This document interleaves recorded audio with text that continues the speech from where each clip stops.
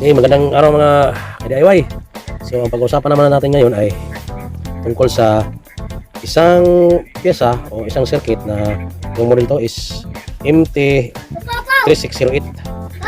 So, ito ay isang buck converter pa rin, pero step up po siya mga ka-DIY. Yung ginagamit natin sa ating emergency light na 3.7 ay step down buck converter po yun, DC to DC converter. Ito is DC to DC pa rin, pero step up siya. Mag-in ka dito ng makikita na dyan. Yan, in. Makikita nyo, in. Dito, in. So, maliit na voltahe ang i-in mo dito, 3 volts. So, pwede mo siyang i-adjust dito sa pamagitan nito. Pwede mo siyang i-adjust hanggang 28 volts.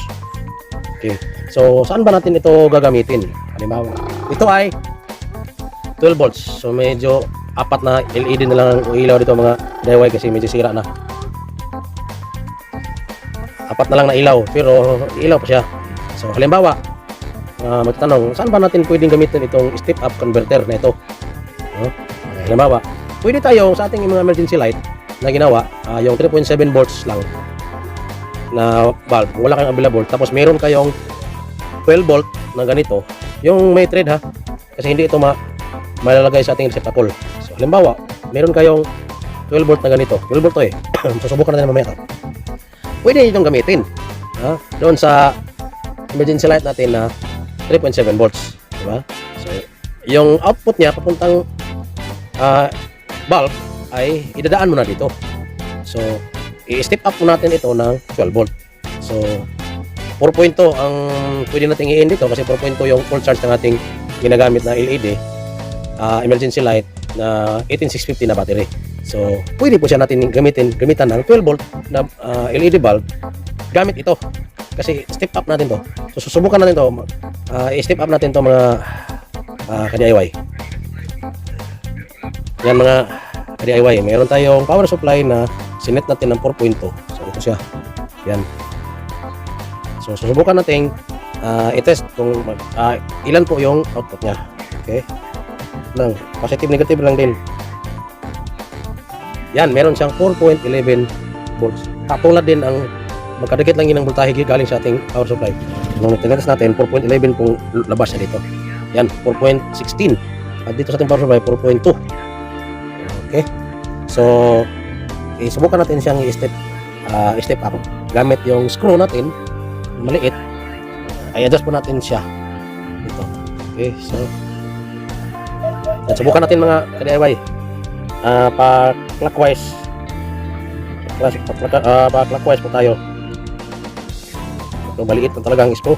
Hirap siyang ipasok. Okay, subukan natin yung ibang screw. Itong screw ang gagamitin natin. Pa-clockwise po tayo ha. Subukan natin pa-clockwise mga ka-DIY. Sobrang liit nito. Ang hirap siyang pasukin. Mahirap talaga sa mga ka-DIY. Mahirap din siyang kamayin. Hindi siya madaling. Kailangan mo talaga ng pasensya. Bilisan na natin mga ka-DIY kasi abutin tayo ng ilang oras dito. Ito meron tayo nakita mga ka-DIY. Tinanggal muna natin. Isi-set muna natin siya counterclockwise. Then mag-test tayo. Okay. I-test natin mga ka-DIY. Ano na bang output niya? Meron siyang 4.1 pa rin. So hindi pa siya nag-step up. Meron siyang 4. Ano ba itong tester natin? Nagloko yata ito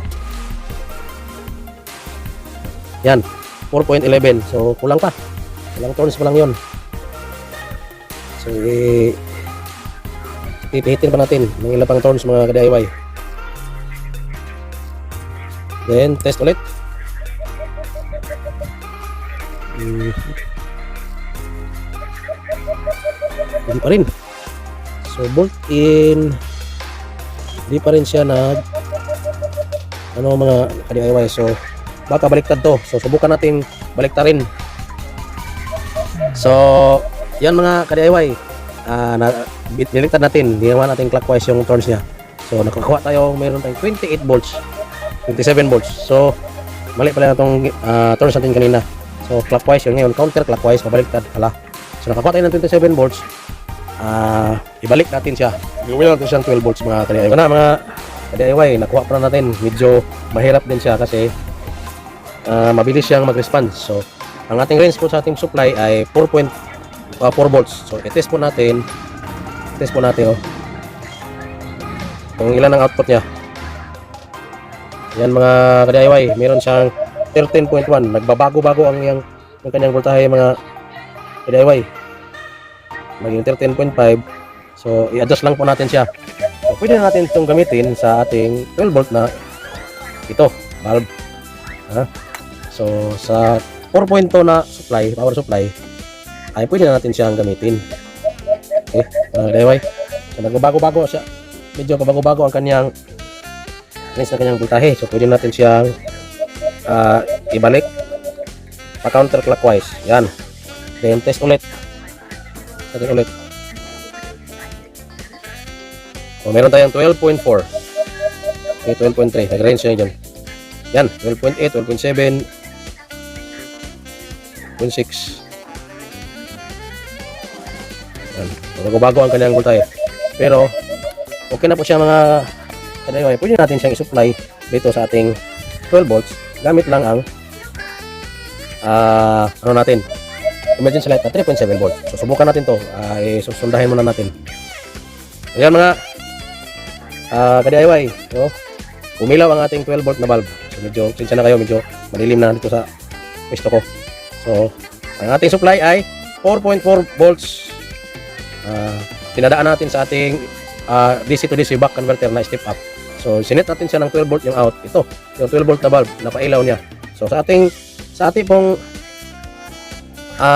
charger na, sa ating pong emergency light na 3.7 volts using 18650 battery, pwede natin gamitan ng 12 volt na mobilya. Kaya nang ipailaw. So, medyo mahina lang to mga ka-DIY. So, 4 na LED na lang ang nag-iilaw dito eh. Sira na yung iba. So, kaya nang pailawin. So, kung meron tayong 12 volt, diretso na natin magagamit sa ating mga emergency light na 3.7. Gamit lang tayo ng ito, DC to DC back converter step up. Ang model po nito mga ka-DIY ay dito sa MT3608. MT3608 step up converter. Okay. Yun na mga ka-DIY. So, kayang pailawin ang 12 volts gamit lang ang supply na 3.7 using this module step up na DC to DC back converter.